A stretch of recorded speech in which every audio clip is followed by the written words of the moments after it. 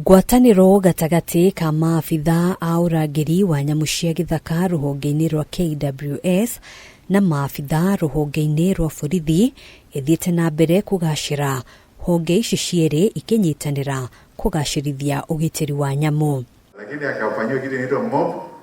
Honge ici cierĩ nĩ igathĩrĩirie itemi rĩa mũingĩ o ũndũ ũmwe na ikundi itarĩ cia gĩthirikari kumana na itemi rĩrĩa ikoretwo ikinyita harĩ kuramata nyamũ cia gĩthaka. So as Kenya Wildlife Service, our work is our mandate is to conserve wildlife and manage wildlife in this country. So when the conservancy rangers come in, they complement what we do as a country to support wildlife. We also have National Police Service Rangers who are also very key because, you know, the poachers who come to poach in our conservancies, sometimes they're armed and are also getting the enforcement of the police is a key things to conservation.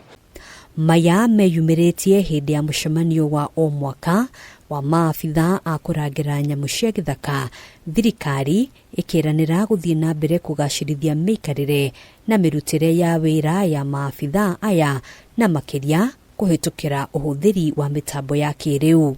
We are moving from having analog way of doing things. So we are now doing conservation using technology.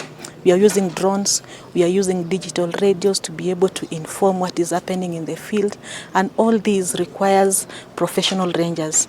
So part of what we are doing as Kenya Wildlife Service is to capacity build the rangers. We are here to encourage them and even to guide them and motivate them as they do their work. They have the morale to conserve the conservancies and the forest and prevent the crimes which are committed there. Hĩndĩ ya mũcemanio ũyũ, maabitha airĩtu o ũndũ ũmwe na atumia nĩ magathĩrĩirio nĩ wĩra ũrĩa makoretwo makĩruta rũhonge rwa KWS rũkĩranĩra gũthiĩ na mbere kũmanyita mbaru. It's a milestone for this country to have an association where rangers can come together, talk about the issues that are affecting them, and we're happy to see lady rangers with us because we are saying that even rangers, even ladies can be able to do more and they can be able to support conservation. Support the women rangers because we know they are focused, they are punctual, and I have been a supervisor for rangers and I have seen how punctual the ladies are. So being the head of rangers who are women, I know with Kenyans having more rangers, women rangers, we can go very far.